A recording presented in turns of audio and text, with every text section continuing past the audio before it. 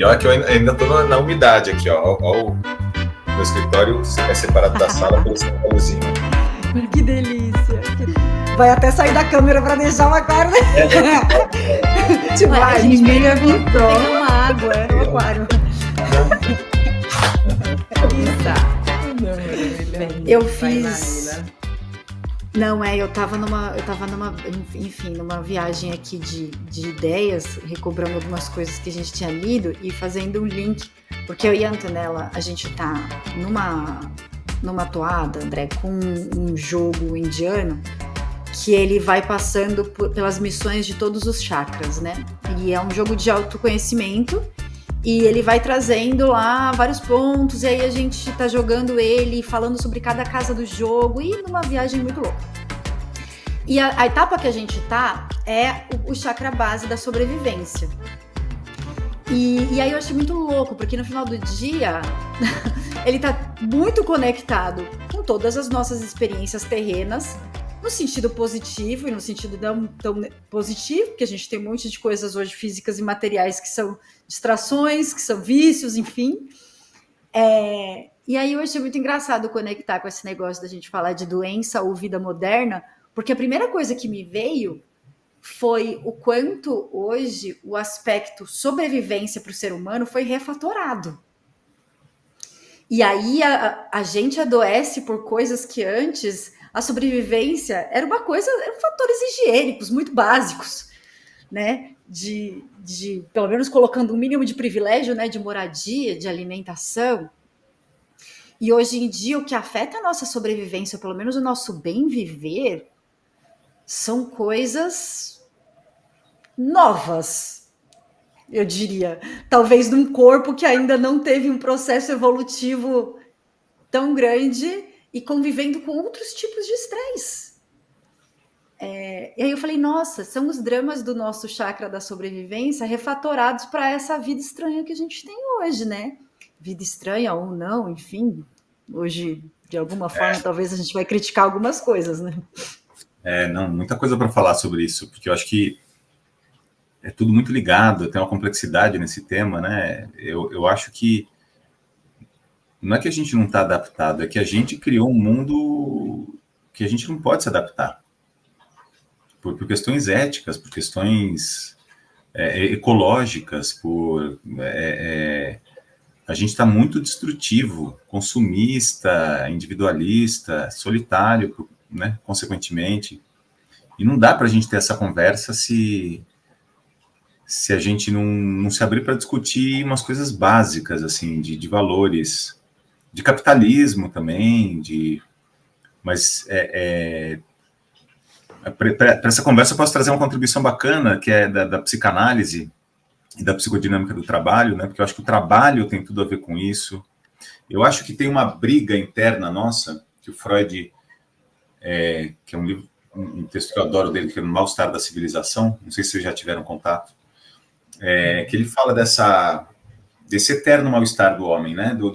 Que seria da impulsividade selvagem, digamos assim, né? Do isso, do desejo, que tem o seu papel, versus a civilidade, a adequação, o autocontrole, né?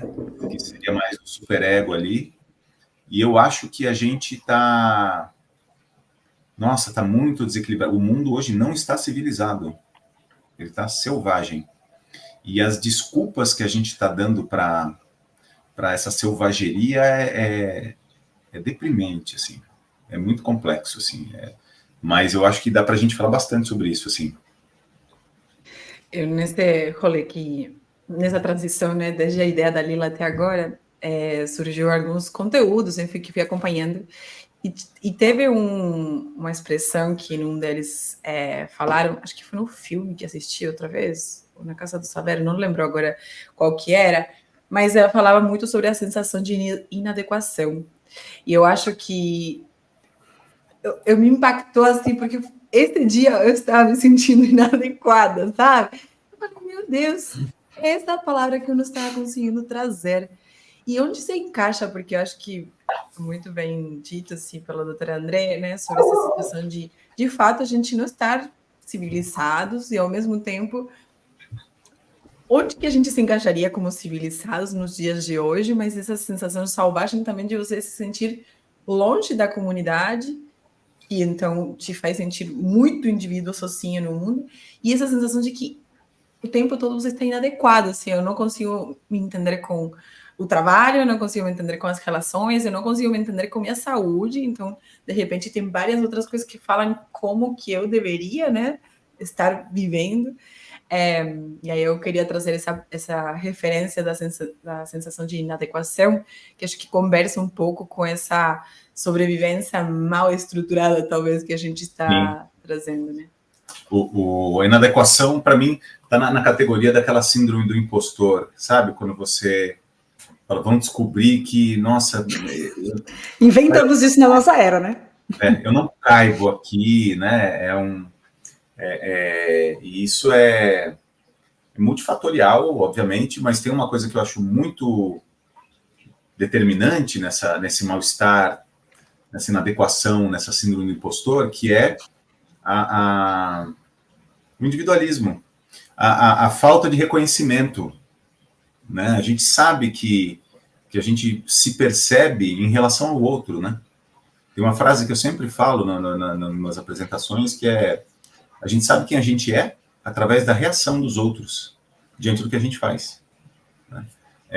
Então, se o outro não reage, você está falando com alguém, a pessoa para de olhar para você e não reage ao que você está falando, você fala: ei, eu existo, eu estou aqui.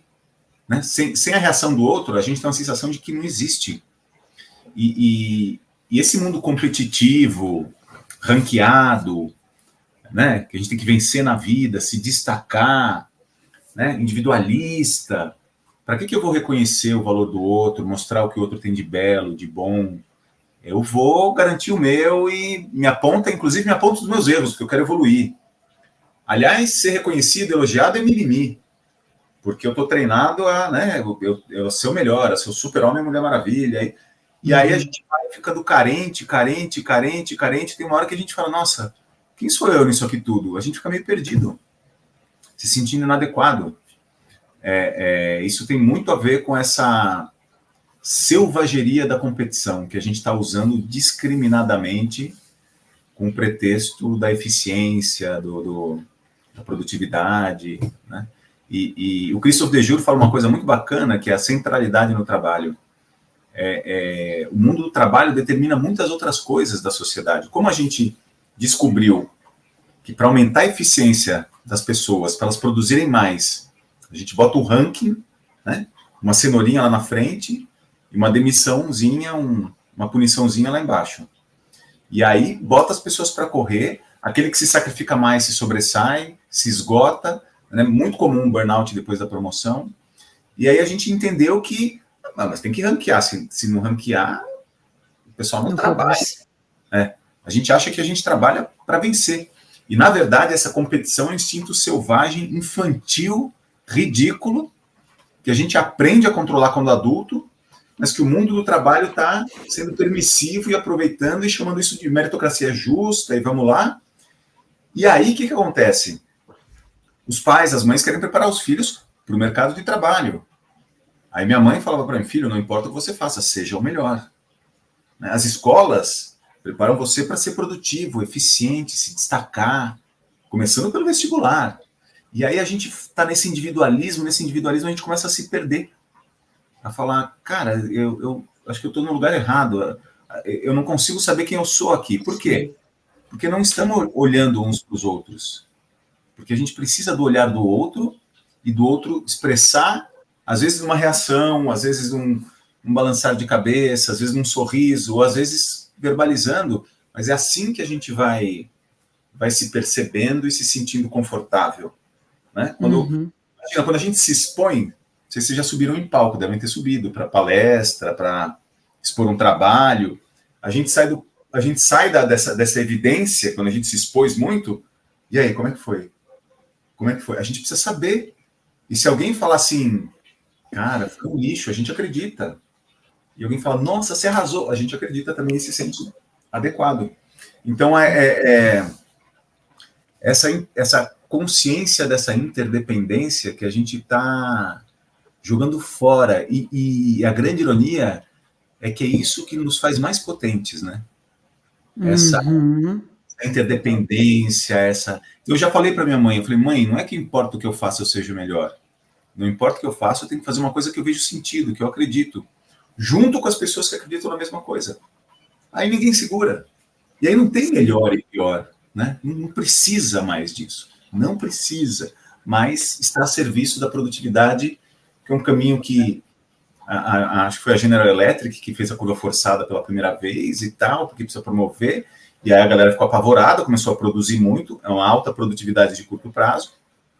E aí foi consagrado. Nem a General Electric usa mais, mas, cara, tá consagrado, né? Tá consagrado. É uma comparação sem fronteiras, né? Porque ainda mais nesse momento que a gente tem muitas fontes de informação e pontos de comparação, porque eu fiquei nessa reflexão anteriormente, talvez você conseguisse comparar com as pessoas que estavam no teu bairro, na tua cidade, eventualmente até com alguma super estrela, né? Algum cinema, tipo assim, você falava, meu Deus, algum dia eu quero chegar lá, mas hoje em dia você consegue se comparar, assim, com absolutamente o mundo inteiro, porque você abre um Instagram ou alguma rede social e tem esse ponto de comparação. Logo, as pessoas apresentam as melhores facetas de si, né? Então, também você perde essa referência. E aí, uma comparação sem fronteiras de performance, inclusive, relacionada a vários aspectos. Sobre idade, então, eu sempre, com muito respeito, estou rindo com minha irmã, porque ela está com 21 anos. Para ela já deveria estar sendo, tipo, quase rica. Tipo assim, não, mas eu já deveria ter muito dinheiro. Alejandra, você tem 21 anos, acabou de sair da faculdade, da escola. Tipo assim, e ela, não, mas é que as pessoas... Eu fico pensando, meu Deus, qual que é o ponto de comparação, né? Se perdeu. E aí perde muita força, porque a gente deixa de estar em um grupo, se sentindo pertencente, né, um grupo, e aí começa você a, de repente, se comparar sozinho com o mundo inteiro. E é muito cruel também, porque essa comparação, às vezes, ela não faz sentido nenhum. A maioria das vezes, na verdade, não faz. Ou é o grupo dos bem-sucedidos e dos fracassados, né? É o único grupo. Os únicos grupos. Não, e Forbes Under 30, né? Aquele antes, quem ficou milionário antes dos 30, para mim é muito conveniente nessa lógica da alta produtividade chegou nos 30, você já mudou o mundo. Você espera o quê? Né? E sozinho, esse cara se fez sozinho. Visionário. Visionário, se destaca, né? E isso é muito louco, porque eu acho que reflete muito as nossas relações. Eu estava lendo alguma passagem do Ailton Krenak, em algum livro, eu não lembro, que ele estava falando de algum homem branco perguntando para um indígena se ele não se preocupava de não entender quem era filho dele na aldeia e quem não era. Ele falou, como assim? Todos são nossos filhos. E eu amo todos, né? E você estava falando, inclusive, dessa questão dos filhos. Eu acho legal pegar... A gente discute muito isso, assim, como a performance do trabalho e o que o trabalho hoje traz pra gente, e a gente vai trazendo isso para a vida pessoal, e o quanto contaminou todas as nossas relações, os nossos afetos, né? Porque os filhos hoje também, não é essa relação, a gente enche a agenda das crianças, né? É natação, é luta, é aula de inglês, é preparar você para o futuro, ao mesmo tempo encher a sua agenda, porque eu não posso estar com você, e o quanto isso pega nas relações. Eu tenho um monte de coisa para fazer, né? E como que você vê essa cultura do trabalho e da performance afetando as relações que as pessoas têm hoje, sabe? Os relacionamentos, os casamentos, as relações com os filhos, tipo... Quais são as metástases, sacou? Sim. Essa é a centralidade do trabalho, quer dizer, como a gente depende do trabalho para sobreviver, como o trabalho, segundo o Christophe Dejour, né? Para mim faz muito sentido isso. Como o trabalho é onde a gente se desenvolve como adulto, é onde a gente participa da sociedade como adulto, é o que a gente precisa fazer para sobreviver, é o que a gente precisa fazer para existir, né? Quem é o André? É médico, psicanalista, consultor de empresas. Quem é a Marília? Quem é a Antonella? Né? É muito comum a gente começar falando quem a gente é através da nossa profissão. E quando a gente sabe a profissão de alguém, a gente sabe o que ele estudou, sabe mais ou menos da forma de pensar, qual é o dia a dia, como raciocina, né? Que habilidades ele tá desenvolvendo. Um engenheiro, puta, esse cara deve ser bom para resolver coisas, deve ser um cara mais racional, né? Esse cara é músico, vive de uma outra forma. E aí a gente vai entendendo a importância do trabalho, né? O trabalho é para o adulto o que a família é para a criança. Eu, quando comecei a trabalhar, cresci, aprendi, me desenvolvi, me construiu, o trabalho me construiu. Assim como os pais e a família vai construindo a criança, depois os amiguinhos, depois a escola. Isso é o trabalho quando a gente é adulto. Então, o trabalho é muito importante. Tudo que acontece no trabalho reverbera nas escolas, nas famílias, nos espaços públicos, né, nos interesses sociais. Por isso que para mim, faz muito sentido o meu trabalho de transformar o trabalho. Para que eu nunca falei para o meu filho, não importa o que você faça, seja o melhor. Pai, putz, tem que ter um vestibular. Vestibular é vestíbulo, é entrada. É um negócio que tem que passar para... Primeiro você precisa saber o que você quer fazer, quem você quer ser. E aí quando você tiver um sentido, fala, puta, isso aqui eu quero estudar, isso aqui eu quero fazer da minha vida, isso aqui eu quero ser esse cara quando eu crescer. O que eu preciso fazer? Preciso fazer essa faculdade. Bora fazer cursinho, vamos estudar e vamos lá. E provavelmente vai passar, porque tá com tesão de fazer aquilo, né? Eu, com 17 anos, entrei na medicina, não sabia nem quem eu era. Não sabia quem eu era. O que me salvou foi o teatro, né? Foi a cultura. Fiquei refletindo o quanto essas formas de descrever quem a gente é, né? Tanto o que você faz do trabalho, a cultura que você tem, o teu nome, inclusive, né? Porque quando você só é enquanto o outro nomina você mesmo, e vinculando um pouco com aquele primeiro curto que a Lila trouxe, que depois a gente pode compartilhar, mas sobre a Rita conversando e trazendo o quanto, em algumas épocas, eram criadas formas de descrever até as pessoas que estavam inadequadas no modelo, né? E eu fico assim, por um lado, com certa agonia sobre isso, porque parece que a gente tem uma necessidade excessiva de descrever e significar, né, e colocar um nome para aquilo que está acontecendo, para aquilo que a gente é. E agora há pouco eu estou com algumas amigas com crises aí do trabalho, e ela sentindo uma falta da sua identidade, de com quem que eu sou, e aí tentando procurar alguma palavra e reduzindo quem que é para uma palavra, quando na verdade o processo é um outro, né? Mas isso acontece também até com as próprias doenças, assim, o quanto que outros dias está discutindo isso, né? Que eu fico um pouco irritada mesmo, um pouco não, acho que bastante. No momento em que a pessoa fala, é que eu tenho déficit de atenção, cara, eu fico muito mal, porque assim, tipo, a pessoa se apegou tanto a falar essa desculpa, que pode ser que seja fato, mas antes de qualquer outra reflexão, não, mas é que eu sou, eu sou tal coisa, eu sou, né, tipo, ou mesmo até com as próprias disciplinas, né, eu sou de exatas e não sou bom para relações. E essa forma que a gente foi construindo a nossa identidade, e que hoje em dia parece que é muito mais importante você conseguir ter esses escritos, tipo, a sua mini bio, né, de perfil, para descrever quem você é, e se perde todo esse processo magnífico que você colocou até para seu próprio filho, né? Tipo, primeiro mergulha, erra, né? Outro dia vai viver, vai passar perrengue, vai conhecer pessoas, culturas diferentes, vai ver o que faz sentido para você, né? Mas isso não está no foco se adequar, entrar nesses rótulos, caber em algum lugar ali, né? Não, e a sobrevivência é arrebatadora, né? Porque nem sempre a gente tem a opção de poder se conhecer, de saber o que se ama. Você tem a opção de sobreviver, e nem sempre é uma opção. E que, de novo, tem essa lógica da competição, de se destacar, e aquele que se destaca vence, aí ganha a maior fatia do bolo. E a gente tem toda uma sistemática de concentração de renda, né? Se a gente pensar que dividendo bilionário de empresa não paga imposto, e a pessoa que ganha um saláriozinho e o bonuzinho dela lá de 10, 20, 30 mil reais, às vezes, que já é uma pessoa que já venceu na vida. paga 27,5% de imposto, quer dizer, a gente taxa as pessoas pobres, abre mão para os ricos, tem toda uma sistemática aí que eu não acho que é pensada, maldosa. Eu não consegui encontrar esse vilão ainda, eu não consigo achar que é uma pessoa. Eu acho que são forças coletivas, assim, de movimentos coletivos, de crenças coletivas, de valores que vão sendo criados.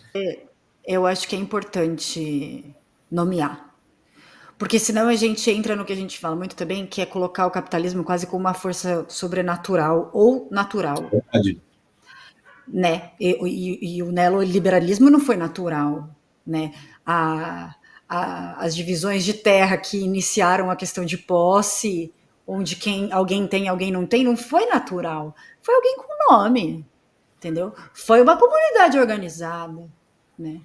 E que hoje, bom, enfim, aí muitos anos depois, cristalizou de uma forma, que uma coisa que eu conversava muito com umas amigas, que é, hoje você não se relaciona com uma pessoa de uma classe social diferente da sua, senão vocês não comem nos mesmos lugares, não comem a mesma coisa, não moram perto, não conseguem fazer as mesmas viagens.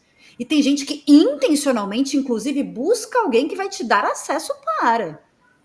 Mas, então, o amor é medido pelo que você consegue conquistar ou fazer como.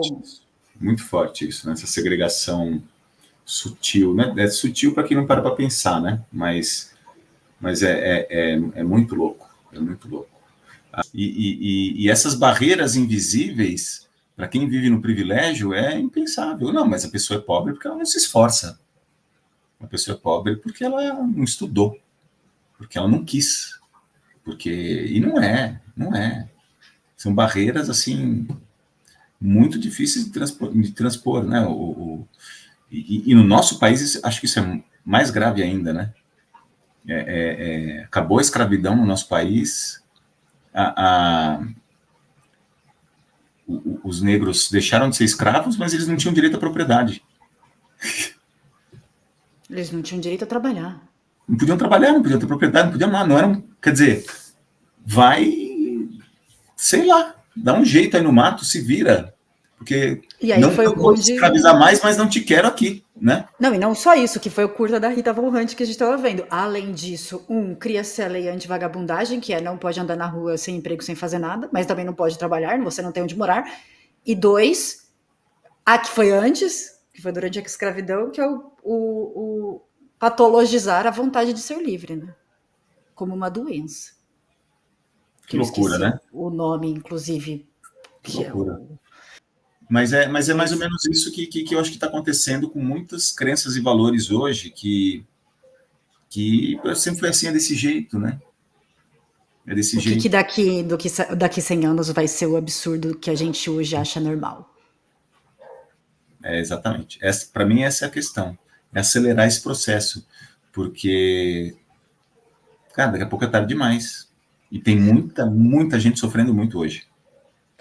Eu acho que assim, arriscado, mas acho que um absurdo daqui a, espero muito que não sejam 100 anos, mas que é essa questão da alta performance mesmo, de você ter que, tipo, ficar em primeiro lugar, tanto faz o que está ao lado, se eu preciso, tipo, tirar as pessoas do meu lado mesmo, seja família, seja até tua própria saúde, né? Porque a gente vê que, na verdade, a primeira matança que acontece nesse processo absurdo por chegar ao pódio, né? A ser reconhecido e ter essa alta performance, é a perda completa da saúde, tanto física, mental, espiritual. Você mata você primeiro, né?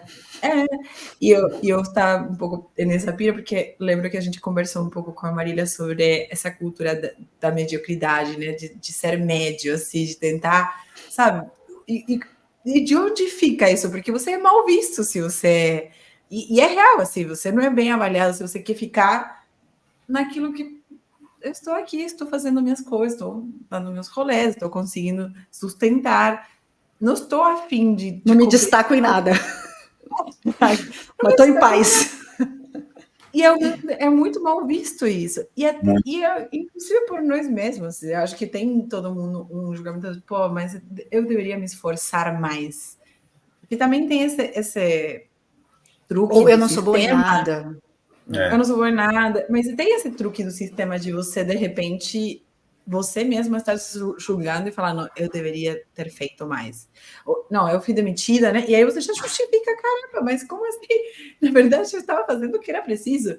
Eu acho, ainda, para mim, é muito difícil lidar com essa cultura da mediocridade, porque confesso que ainda coloco um peso negativo em cima disso. Consigo compreender ela, mas ainda não consigo ficar, tipo, dentro, entendeu? Porque é complexo você sair da cultura da alta performance. É complexo e isso não é você que tem que sair. Eu acho que a gente tem que parar de pedir para as pessoas resolverem as coisas, terem equilíbrio e tal, que isso só traz mais culpa e constrangimento. São as regras mesmo. Existe um ranking nas empresas. Então, né, é um ciclo que eu vejo acontecer muito, né? E até por ser mais velho aqui, né? Quando você começa a ver isso acontecer demais, começa a dar uma aflição. Você fala, quem está vendo isso? Eu entro numa empresa, então eu sou jovem, então eu quero produzir muito, né? E aí eu entrego tudo e eu tenho muita energia. Fisicamente eu sou superior. Não tenho experiência, tá? Mas eu vou até o último horário e, cara, essa é a regra do jogo, é meritocracia, é assim que funciona. Então eu vou embora tarde e todo mundo olha, caramba, você foi embora às 11, eu vi vocês pedindo pizza, nossa, como você está dedicado, isso é vangloriado. E a pessoa vive aquilo, né, com uma intensidade, porque ela é completamente seduzida para fazer isso, porque senão ela é mandada embora. Eu lembro de uma menina do marketing de uma empresa que ganhou um prêmio destaque do ano, ganhou um checão lá de 30, 50 mil reais, e ela falou, não, isso aqui não tá certo, eu só fiz isso porque o fulano fez aquilo, senão não fui eu. E eu deixei de fazer aquilo que o fulano fez para poder fazer isso que vocês estão me premiando. Então esse prêmio não é só meu. E fez um pix para a galera. Ela foi demitida, é uma transgressora. Porque ela está anulando o estímulo pela competição. Para que serve esse prêmio? Gente, ela foi melhor que vocês, se espelhem nela, ela é o ideal. Então vamos lá, ela vai embora tarde, ela não reclama, ela, né? Todo aquele estereótipo do super-homem da Mulher Maravilha. E aí a pessoa vai ficando mais velha um pouquinho. Aí ela fala, olha, meu namorado não quer mais que eu chegue todo dia depois das 10, né? Acho que tá prejudicando meu relacionamento. Aí depois você tem filho. Aí você, cara, eu quero ver meu filho crescer. Pô, eu não quero ir embora às 10, às 11 horas todo dia. Aí, mas eu também não posso relaxar muito, ser medíocre. Porque se eu for medíocre, eu sou mandado embora. Então eu vou ficar numa meiuca. E aí você vai tentando ter equilíbrio entre vida profissional e pessoal, porque os desequilibrados são beneficiados. E aí você passa por um ciclo, outro ciclo, aí num quarto, quinto ciclo, nossa, esse cara acomodou, né? Se lembra, uns anos atrás ele era um destaque, né? Agora ele está mais acomodado. Eu acho que a gente está precisando dar uma oxigenada nessa área aqui. Vamos pegar esses 3, 4, 5, 10, 15%, vamos fazer um turnoverzinho forçado, vamos para tirar o pessoal da zona de conforto. E aí é esse ciclo. E aí são pessoas que não entendem direito essa sistemática, entrando com sangue nos olhos e faca nos dentes. Olha só que, né? Que terrível, que selvagem, né? Com sangue nos olhos e faca nos dentes. E aí quando a coisa começa, não tem sentido, ou adoece, né? E que adoece por quê? Porque é medíocre, porque não dá conta, responsabilização da vítima, ou é descartado. E aí, descartado por quê? Porque é medíocre, porque é... Então, essa crença do melhor, da vitória, do destaque, do deixar os outros para trás, vai isolando a gente, extraindo o máximo. E quando a gente tá, uma uva passa, cara, acho que está na hora, um ciclo que se encerra, né? E seja feliz. E normal, tá tudo bem. Daí vem, eles pegaram a frase do proletariados univos e falaram, bom, beleza, vamos dividir esses caras. Se a frase de vocês é essa, a gente já entendeu qual que é o contra-ataque. Sacou? É para produzir o quê? É para fazer o quê? Qual vai ser meu papel no mundo quando eu estiver fazendo isso? É para dar saúde financeira para as pessoas no banco? É para dar uma energia elétrica de qualidade no sistema elétrico? É produzir um combustível melhor, menos poluente? É para manter a cidade limpa? É para cuidar da saúde de alguém? É para que eu estou fazendo isso? Para isso. Pô, então vamos embora, vamos junto. Pô, agora eu não passo, não, beleza, agora eu posso, vai lá você. E eu vou, porque eu tenho um problema, mas eu, cara, grato com o cara que ficou resolvendo, e volto querendo entregar mais. E quem que é melhor e é pior? Não existe melhor e pior. Não existe melhor e pior. Tem outra anedota que eu sempre conto da meritocracia, que é escolhe o seu filho melhor. E para esse filho melhor, você dá uma boa educação, um bom plano de saúde, escolinha de esporte supimpa, muito amor, fofo. O outro filho você chama para dar um feedback. Vamos reagir? Só tem para um, né, filhão? Qual é o seu irmão? Isso é crime. Isso é ridículo. E os pais fazem muito isso, inclusive, né? De comparar os filhos e falar, mas você viu que o seu irmão... Mas é a lógica do eu trabalho invadindo as famílias. Mas por que isso? Porque na empresa isso é normal. Na empresa é um produto de RH. É um produto de RH que individualiza, segrega, pune. É um estímulo pela competição e pelo medo. E a competição é um instinto selvagem, infantil, ridículo, que serve no esporte. Por que a competição serve no esporte? Porque muda a vida. O cara, Corinthians ganhou, o Palmeiras ganhou. 11 caras colocaram uma bola mais vezes na rede dos outros 11. De que serve isso? Nada, para representar a selvageria. Aí no estádio a gente xinga, mata, quer matar, né? Ótimo, gasta, é catártico, é saudável, né? Bota para fora. A Olimpíada é uma mensagem de paz. Ao invés de competir na trincheira, vamos competir numa pista, bota um representante de cada país. Quem chegar primeiro, o país ganhou. E a gente torce, isso é a gente selvagem. Torcer é selvagem. E aí, acabou, vamos para casa, vida que segue. Nós vemos isso, nós três aqui que estamos no mundo do trabalho, a gente sofre vendo isso, né? E difícil convencer as pessoas que estão embebidas nessa... É uma crença. Não, mas como assim? Se não ranquear, o pessoal acomoda. Mas é uma crença também, sim, para que muitas vezes quem toma decisão, ou foram as regras que fez a pessoa chegar lá e ela replica. Isso. E é uma coisa que a gente discutia muito, que é a limitação dos afetos no medo. Porque é uma competição pela sobrevivência, pelo emprego. Então, se você não é o melhor, não é que você é medíocre apenas e mediano. Talvez você não fique lá. E não tem uma coisa que faça uma pessoa reagir mais rápido do que um sentimento também tão primitivo quanto o medo. Porque não é só a competição como uma coisa do tipo, eu quero ser melhor que você. Porque a brincadeira perdeu a graça, né? Em um mês de trabalho, muitas vezes. E aí, Marília, a desigualdade social se presta a isso também, né? Porque num país de desigualdade social, você não ter emprego, num país onde as questões sociais não estão resolvidas, você perder o emprego, você perde a saúde, você perde a educação, você perde segurança, você perde locomoção, você perde um monte de coisa. Relações, né? A gente até falou relações. Como você se vincula. Sim. E aí o dinheiro acaba virando um estruturante, né? E o trabalho acaba sendo essa via para você, de fato, ser aquela pessoa que se você não tem emprego, talvez você não consiga ir a jantar com suas amigas em X lugar que você sempre ia, né? Aí vira toda uma questão de sofrência muito grande, porque uma coisa que me pegou assim, que o doutor André falou também, é, de fato, a gente tem que ter muito cuidado com qual que vai ser o golpe, no caso que a gente vai dar, porque senão a gente fica daquele lado. Só que eu estou aqui refletindo e tentando formular essa pergunta de qual que é o caminho, né, para conseguir a gente, de alguma forma, explodir por dentro, né? Porque acho que cada um aqui, e conheço pessoalmente a Marília, enfim, trabalhei com o doutor André, mas a gente tenta, de fato, concretamente, fazer nosso trabalho para mudar o jeito que as coisas acontecem, né?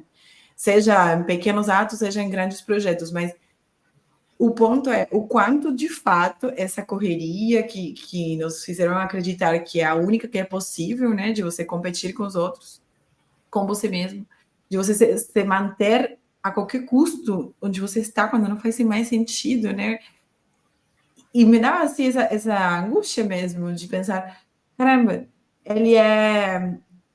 um bicho muito grande, assim, tipo, o rolê todo é muito grande, porque a gente está falando do acesso à saúde, comida, relações, educação, lazer, tipo, cada vez mais é mais acotada a possibilidade de você ter acesso à cultura, que é o que transforma a sociedade, né? A educação, que é o que, tipo, é o futuro. Então, é muito desafiador também se colocar nesse lugar, porque é de fato, assim, eu sempre falo, eu quero estar do lado de dentro do jogo do que do lado de fora, porque de dentro eu consigo entender um pouco mais a dinâmica. Mas haja saúde mental, às vezes, para se manter do lado de dentro, né? Sim, sim. Eu, particularmente, eu encontro quando me uno com outras pessoas. Mas é muito desafiador, porque às vezes você olha para o lado e percebe que ficou sozinho. Tipo... o trabalho infantil era uma coisa boa, né? Você botar seu filho para trabalhar com 8, 10 anos era legal, porque você ia ter um saláriozinho na família, tem muitos filhos na Revolução Industrial, né? Então você olha, meu filho, sujo de graxa, esse moleque vai longe. Não, pai, lá no futuro isso é trabalho infantil, isso é crime. A criança tem que brincar e estudar. Não, se as crianças no futuro são vagabundas, o problema é de vocês. Eu, com 8 anos, estava na lavoura, né? Então essas crenças são difíceis de mexer. É difícil o pai entender o próprio sofrimento e a culpa de botar o filho para trabalhar quando criança. É difícil a gente colocar para um gestor, para um líder, uma pessoa que tem alçada para mexer nas regras, que essas regras estão fazendo mal para as pessoas. Porque eles porque as regras fazem bem para ele, né? Fizeram mal, ele sobreviveu e agora fazem bem. Né? Agora que eu cheguei aqui vai mudar essa parada? Né? E esse jogo se jogar? Qual que é o próximo jogo? Qual é a nova regra? Então tem muita resistência. Então é um trabalho... Eu lembro de uma frase muito cretina que eu acho que eu falei ela para você num momento de desabafo, que a gente estava num contexto de discussão de diversidade, e aí eu fui questionada mas se essas pessoas começarem a assumir posições de poder dentro da empresa, elas vão influenciar as decisões da empresa. Opa! Opa! E aí a empresa vai ficar sindicalizada? Vai lutar por causas sociais? Zé, que caos, não é mesmo? Que caos, não é mesmo? Mas, Antonella, tem duas coisas que... E eu tô aberto, se eu descobrir outra, eu vou comprar. Porque eu acho que o que a gente tem que fazer é diminuir o sofrimento. A gente tem que ser feliz. A gente tem que entender a nossa interdependência entre os seres humanos e com a Terra, inclusive, que a gente está destruindo. Mas tem duas coisas que eu gosto muito. A primeira é, eu não vejo um caminho diferente que não passe pelas regras. Não adianta a gente falar para as pessoas, não, você tem que colaborar, não tem que competir. Se tem um ranking e o melhor ganha mais e o pior é mandado embora. Não adianta, salve-se quem puder. Quais são os reais incentivos, né? Os incentivos, os protocolos, as políticas, os rituais e os produtos de RH estão no olho do furacão. Né? A gente acha que se não ranquear, o pessoal não trabalha. Claro que não trabalha, não sabe por que está trabalhando, não sabe o que está fazendo, está trabalhando por um salário, está trabalhando por medo, prazer nenhum, angústia, né? Sem sentido, o trabalho não tem sentido, o trabalho é um mal necessário. Sextou é deprimente.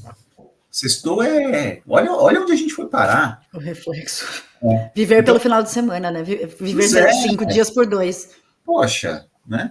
A semana de útil de 4 dias é um paraíso, né? O melhor é a semana útil de um dia só. Vamos viver 6 dias. E se fosse semana útil de um dia, nesses 6 dias a gente ia ser muito produtivo. Porque a gente ia começar a fazer o que a gente acredita, o que a gente gosta. Seria uma revolução. Mas eu não acho que a solução é número de dias úteis da semana, mas estimular pelo propósito, metas. Tem uma frase que eu adoro muito, são metas coletivas e reconhecimento individual. Nós todos juntos construímos isso aqui. E por quê? Porque a Marília deu essa contribuição fundamental, porque o André isso aqui, porque a Antonella aquilo lá. E quem que é o melhor? Pode falar palavrão? Foda-se! Olha o que a gente construiu junto, não precisa ter melhor. Não, e eu sou minha melhor todos os dias do ano? Não, vai ter um ano que eu vou estar, um dia que eu vou estar arrasando, outro dia Antonella, cada um vai, deixa que eu corro agora, e vai, depois eu seguro sua onda. Entregou 100, tem que entregar 110, entregou 110, ser humano não, né? Ser humano casa, faz mestrado, tem filho, adoece, vive luto, né? Tem cólica, né? Então, se a gente não mexer nessas regras, não é tão complicado assim.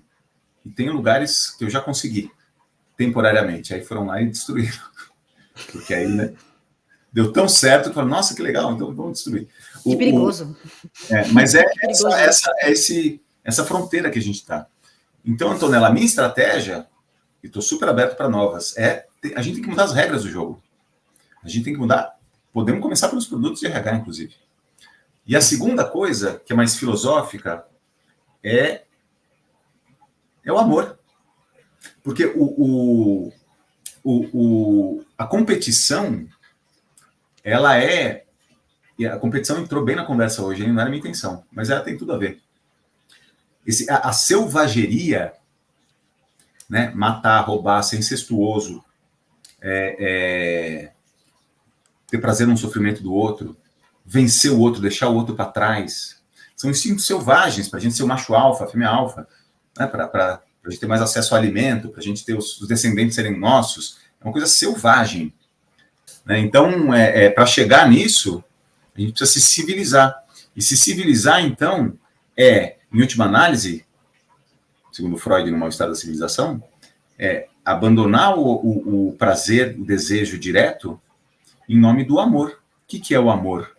É considerar o outro. O amor vem do nosso desamparo. Eu amo meus pais porque sem eles eu estou morto.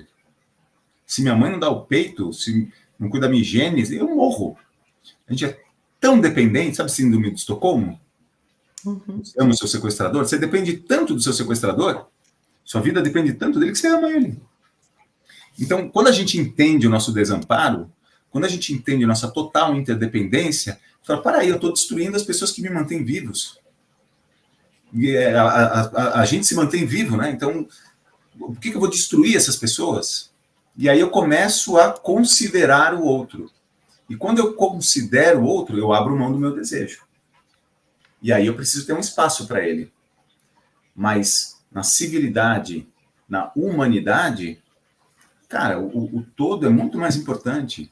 E isso não quer dizer anular, sumir, não quer dizer, mas é abrir mão desse desejo primal, selvagem, egoísta, do prazer imediato, do prazer. Por isso que eu acho que hoje nós não somos civilizados. Nós somos extremamente selvagens. E selvagens num sentido pejorativo, porque até o selvagem é mais equilibrado do que a humanidade. Né? E a gente tem muitas coisas lindas que evocam a natureza selvagem, né? Que é o que a gente definitivamente não está fazendo nesse momento. Não, a gente também criando a nossa natureza, porque se a gente entender esse nosso lado selvagem e abraçar ele, aceitar ele, abraçar ele foi bem fofo, abraçar a árvore. Né? Foi muito falando de amor, né? Falando de amor. Mas quando a gente aceita a nossa violência, o nosso egoísmo, nosso individualismo, quando a gente aceita essa selvageria negativa, a gente começa a lidar com ela e começa a deixá-la para o estádio, para o palco do teatro, para a cultura, para a Olimpíada. E são lugares onde a gente bota isso para fora e se diverte, porque ninguém vai sair ferido. E aí a gente volta para a nossa vida civilizada e tem esse prazer mais sutil de construir coisas complexas, de ajudar a pessoa a crescer, de crescer com a ajuda de outra pessoa, de fazer uma contribuição. E essa nova geração, que nasceu conectada na internet, isso para eles é oxigênio. Eu acho os jovens hoje, graças a Deus, muito mais civilizados do que os adultos. Porque a minha geração, sofrer é um valor. Se eu não estou me ferrando, se eu não estou dormindo tarde acabado, eu estou desperdiçando minha vida. Né? E essa nova geração, não, eles falam, não, mas para que é isso? Não.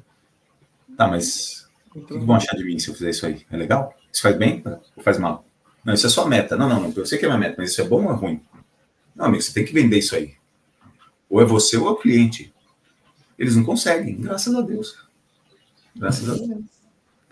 Mas faz muito, assim, não, com certeza são dois caminhos que a gente consegue trazer para o dia a dia, né, também, porque acho que tem esse ponto que às vezes essa transformação parece ser que ela é muito distante, é muito difícil de acessar e, na verdade, nos pequenos espaços que a gente tem, consegue, né, fazer esse hacking das regras e eu achei que, de fato, eu não tinha pensado por esse lado, né, de, na verdade, continuar com os mesmos combinados no sentido de que precisam existir regras, elas vão existir, a gente queira ou não, qual que é o tipo de regra que a gente eventualmente vai criar. E até pelo caminho também do amor, que ele pode eventualmente parecer bem, né, até um tanto idealizado, né, como que seria isso, para esse lado de reconhecer o outro e a nossa interdependência, porque aí acaba até com aquela questão da inadequação. Eu sou inadequada onde? Se na verdade eu sou. E aí, quando eu sou, as outras pessoas me acolhem e eu me manifesto, e aí vai, né?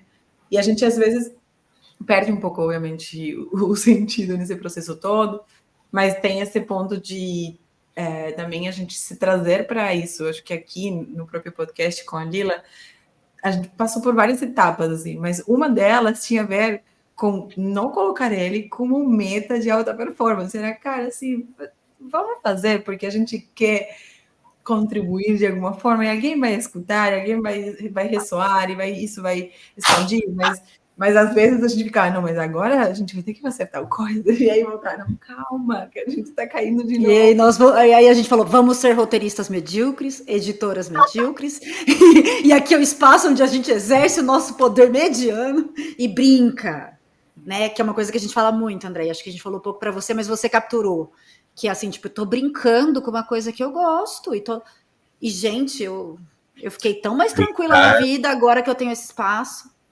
Brincar tem que ter um podcast, ter um episódio sobre isso, porque brincar é muito potente. Brincar aproxima, brincar a gente pode ser ridículo, brincar a gente mostra, né, as vísceras na brincadeira. Uhum. E aí a gente se vê, a gente se confia para a segurança psicológica, a brincadeira é maravilhosa. Né? E brincar é outra forma, tá aí uma pista, talvez, para outras formas de produtividade, de competição, né? Que já tem, né? Tem gamificação, né? Mas se o trabalho é tão importante na nossa vida, qual o papel que eu estou fazendo no mundo? Eu já ouvi muito em várias empresas. Doutor André, aqui a gente vende alma ao diabo, mas você sabe como é que é, né? Aliás, por isso que eu quero ficar rico logo, vou ter que parar de trabalhar. Ao invés de, eu preciso do meu trabalho, o trabalho me define. Uhum. É a contribuição que eu dou para esse mundo que me sustenta. Gostei dessa terceira via também, que é do brincar como até o método mesmo de hackear o sistema, de se manifestar no mundo. Acho que a gente tem trabalhado muito essa dimensão, tentado cada vez mais se aproximar do brincar, mas pode ser uma terceira via bem interessante para colocar aqui com pauta. Acho que tinha três linhas que decorreram, né, que passaram por aí, mas tinha uma parte de cultura mesmo da mediocridade, de como que a gente se define, então, quanto que isso, de fato, era um problema ou não, e aí sim, cabe entrar nessa cultura da competição, da performance, mas também, como a Lila comentou no começo, assim, era onde que se encaixa tudo isso nessa nova linha da sobrevivência? Por que a gente começa por aí a se descrever, né, a se estruturar? E fala, cara, como uma sessão de psicanálise, né? Encontre algumas palavras que depois você vai processar. E eu achei muito louco essa questão da gente entrar na competição, porque sem ser poliana, mas sendo talvez eu seja muitas vezes, mas me ressoa muito assim como brincar tem ressoado desde janeiro, né? E não parou de ressoar até hoje, a gente ainda entra nesse tema e ainda trabalha com ele e tá talvez conseguindo viver ele mais. Mas essa questão do competir talvez me ajude a refletir, assim, nos meus momentos do dia a dia, quantas vezes eu me percebi muito competitiva nas minhas relações, e a mulher foi muito criada para competir, né? Entre elas, acho que de uma forma geral, de beleza, de corpo, de roupa, de tudo. Bingo. Então, acho que tem muitas micro coisas. No trânsito, a gente compete monstruosamente. Então, assim, eu digo poliana porque eu acho que, assim, microações não vão quebrar um sistema filha da puta de gigante enraizado até o fim no cu do mundo, a gente sabe. Mas é um ponto bem interessante para se refletir. Não dá para negar. Eu acho que tem que começar por aí, admitindo a nossa selvageria. Vamos lidar com ela. Agora, a gente tem que saber que quando a gente está competindo, a gente está sendo selvagem, do ponto de vista negativo. A gente está... Porque competir pressupõe um perdedor. Pressupõe aniquilar alguém, eliminar alguém, fazer alguém ter menos. Então, a gente precisa lidar com isso. E não fingir que isso não existe e falar que meritocracia é justo. Aí é a negação. O termo técnico é a recusa. Então, vamos falar sobre competição. Vamos competir em lugares seguros. Agora, no trabalho, desculpa, a gente trabalha a vida real. Trabalho é para a gente ser civilizado. Trabalho não é para competir. Isso é tão absurdo como o trabalho infantil na Revolução Industrial. Temos que quebrar essa barreira.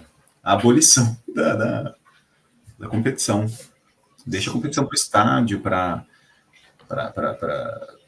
Olimpíada e tudo mais, né? É um tema muito difícil, né? Porque eu acho que em cada camada da sociedade você tá num contexto. Quem é você nesse papo se você tem poder? Quem é você nesse papo se você é mediano? Quem é você nesse papo se você tá totalmente desprivilegiado e não pode nem questionar essa parada toda? É muito louco. O desafio é grande, mas a gente vai encontrando essas pessoas aí no caminho e vai aumentando esses 20% transgressor, revolucionário, pelo amor. Né? Por que a gente está falando isso tudo? Para as pessoas sofrerem menos. Para a gente ser mais produtivo ainda, mas para o bem. Olha a potência disso que a gente está falando. Isso é legal. Mas precisa admitir nosso individualismo, nossa competição. E se amor é muito abraçar a árvore para alguém, né? Vai pelo lado de pelo menos não odiar, não agredir, não competir, né? Só da gente parar de querer colocar aquela pessoa no lugar dela, a gente já está economizando uma energia tão grande, nossa, e da pessoa? A pandemia fez muito isso, né? Porque a gente deixava o coração em casa e ia para o trabalho, né? Agora, depois não teria mais como, né? Você vivia aquela cultura competitiva, aquela lógica agressiva, você chegava em casa, tomava um banho, abraçava o filho, outra coisa, você está trabalhando, o filho está passando atrás, né? Tá. Aí você fala, caramba, quem conseguia ainda ser outro quando chegava em casa, né? Eu fui boa nisso, mas acho que alienada também. Não, mas isso é outro termo técnico, é cisão, né? É você se dividir no meio, isso é uma doença. Isso é uma doença. Deixar o coração em casa e pro trabalho é uma doença. Eu esquecia que o Gael estava doente. Esqueci de ligar, perguntar na escola, esqueci. Eu falava, caraca, gente, alienadaça. Porra. Claro, você tem que desconectar, porque senão você não dá conta de fazer as coisas. Não vai. Muito bom. Fica bom. Feliz que deu certo. Muito bom. Uma honra estar aqui com vocês. Gosto muito de vocês duas. Eu já falei isso para você, Marília, e a situação estava difícil, e eu falava para você, eu falei, Marília, você é o amor aqui. Você lembra disso? Você é o amor. Eu não dobrei. Não dobro. Fui amor, morri atirando. Estamos na guerra, mas era uma batalha legal de vencer, assim, era um case bacana. O que é nesse processo todo, aí você vai coletando várias pessoas, é um pouco do... É isso. Desencontrar, né? Os abolicionistas. A gente mudou muitas vidas, velho. Não tenho dúvida disso, sacou? Então, foi uma puta de uma missão cumprida em muitos sentidos. Acho que a pior coisa é que a gente sai muito ferido, muito cansado. Mas que a gente mudou uma caralhada de coisa, Mudou.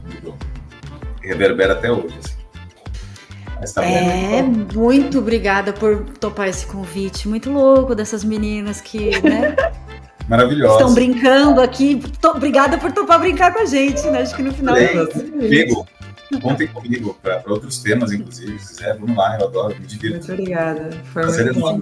Tirar você da cadeira do médico, né? Vamos chamar o ator um dia, vamos as outras facetas, né? Com certeza. Eu vou inventar uma parada para poder te colocar em outra cadeira. Legal. Valeu, pessoal. Muito obrigada mesmo. Até. Vou jantar com a família. Beijo enorme. Tá para todos. Até. Tchau.